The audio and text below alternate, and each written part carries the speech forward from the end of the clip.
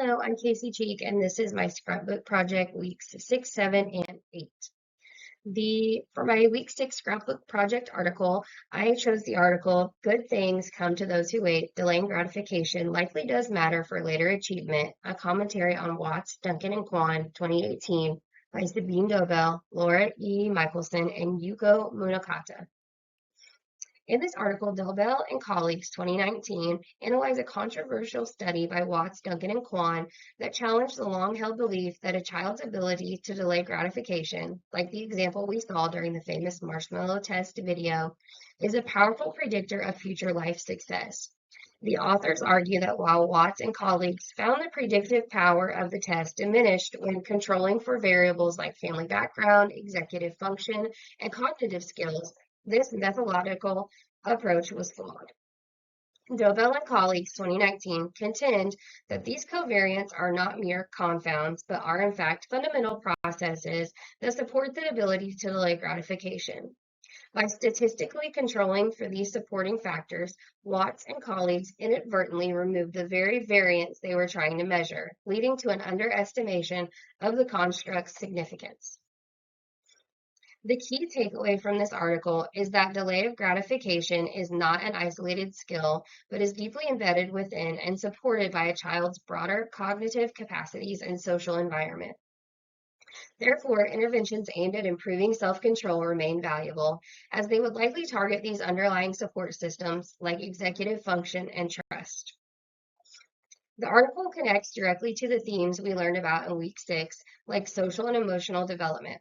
Sigler and colleagues 2024 discussed the marshmallow test in the context of emotional regulation, which is a core component of emotional development. The ability to manage impulses and regulate emotions in the face of temptation is a key milestone for children.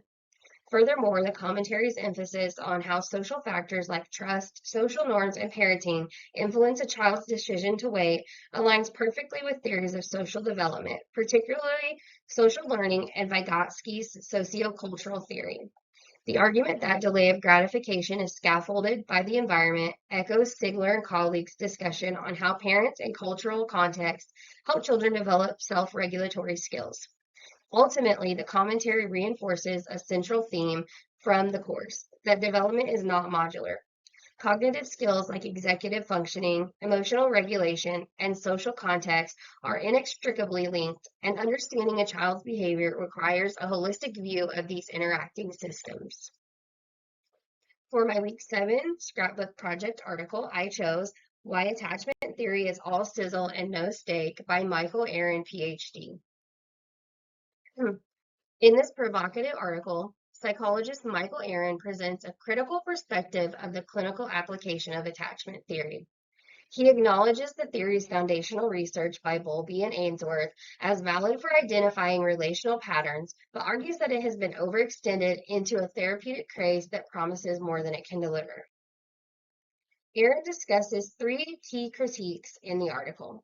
First is that the theory wrongly assumes attachment style is solely shaped by environmental factors like caregiver behavior, ignoring significant evidence of heritability. Second, he explains that attachment is not a global monolith, but is instead relationship-specific, varying between different caregivers. Finally, and most crucially, he states that its utility in clinical practice is limited. He contends that while a secure therapeutic relationship can be beneficial, there is little evidence that this earned security reliably generalizes to a client's outside relationships, and he warns that the theory has been perniciously used to pathologize non-normative sexualities and impose moralistic standards. The article and topic by Aaron connects directly to the material in our reading from week 7. The textbook chapters, along with the article, provide a more balanced and evidence-based view. Sigler and colleagues would affirm Aaron's point that attachment is measurable and real, detailing Ainsworth's strange situation and the categories of attachment. However, it would complicate his stark environmental claim. While Sigler and colleagues emphasize the primary role of sensitive, responsive caregiving in developing a secure attachment, they also discuss the interplay of temperament, which is a heritable trait, thus acknowledging that a child's innate biology influences the caregiver-child dynamic, a nuance Aaron uses to dismiss the theory. Furthermore, the textbook explores how attachment patterns can be internalized into internal working models that influence future peer and romantic relationships, directly addressing Aaron's skepticism about the theory's relevance.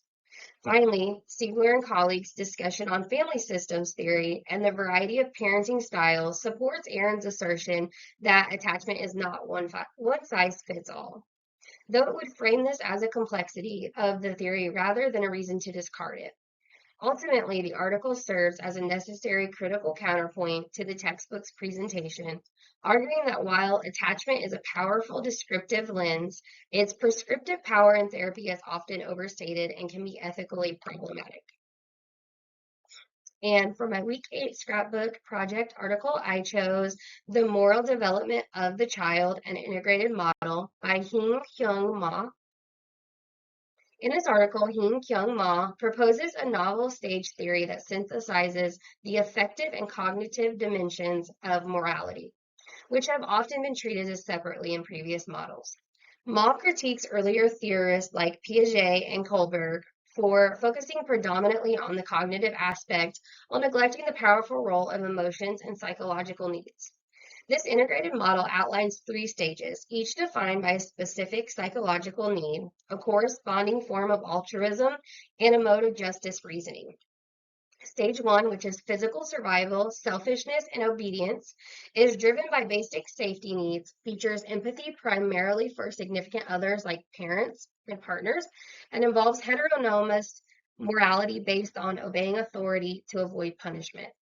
Stage 2, which is love needs, reciprocal altruism, and instrumental purpose, is motivated by the need for love and companionship, characterized by a tit-for-tat reciprocity with friends and intimates, and guided by an instrumental view of fairness.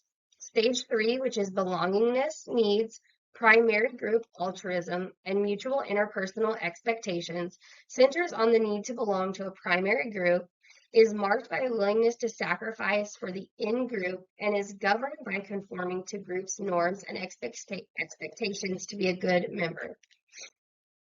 One key takeaway from the article is that moral action is not driven by cognition alone, but is deeply intertwined with a person's evolving emotional needs and social relationships.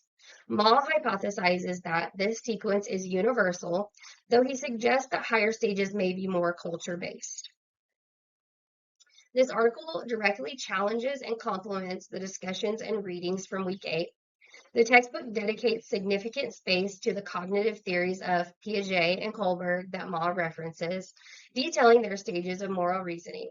It also covers the affective side, discussing Hoffman's theory of empathy and Eisenberg's work on pro-social behavior. However, Ma's model serves as a powerful framework for synthesizing these elements, demonstrating how a child's psychological need for safety or belonging is the engine that drives their capacity for empathy and their interpretation of justice. This connects profoundly to the chapter on gender development, as the strong emphasis on group conformity and mutual expectations at stage 3 can help explain the development of gender norms and in-group /out-group dynamics among peers.